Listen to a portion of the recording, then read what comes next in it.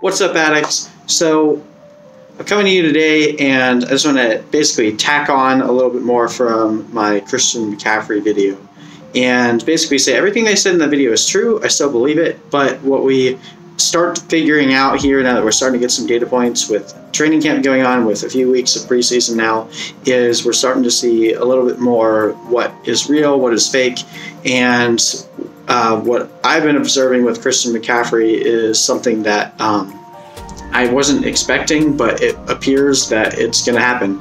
So Norv Turner has always really favored one running back in his system, and they stated that they were going to do that with Christian McCaffrey, but based on the fact that they signed CJ Anderson and just the way that they run that team with Cam Newton and the way that they ran the ball last year with Christian McCaffrey and Jonathan Stewart, it didn't look to me that that was actually going to come true.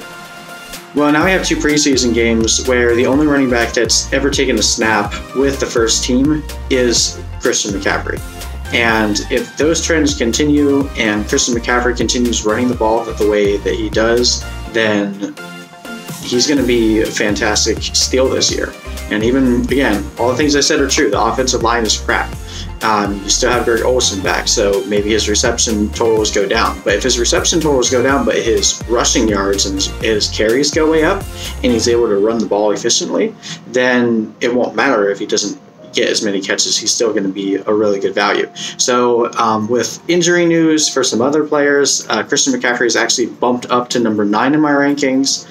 I think that may even be a little too low, but when you're making projections, when you're making rankings, and you have a player that has a lot of volatility with where they could finish, you can't always project them to go at their ceiling. So right now I recognize that there's still a bit lower of a floor for a guy like Christian McCaffrey than there is for someone like a Melvin Gordon, like a Leonard Fournette, like an Alvin Kamara above him.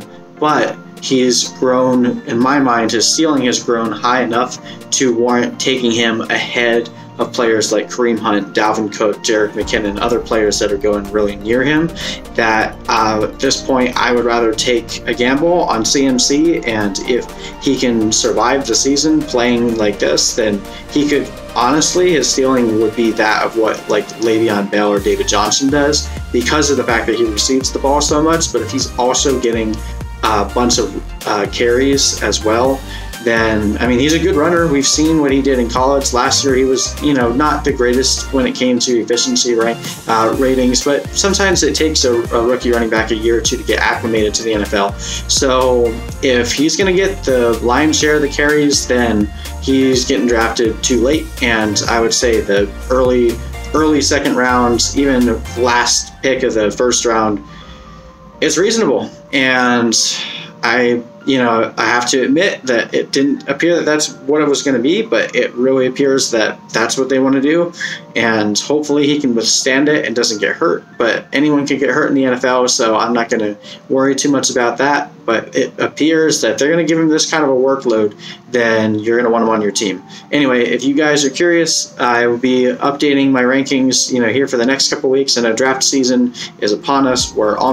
Some people have probably already drafted, but lots of other people will be drafting pretty soon. So download my tiers if you haven't drafted yet. I continue to update those throughout the rest of the preseason, so that way you guys are prepared for your drafts. Anyway, I hope you guys have a good one. Peace.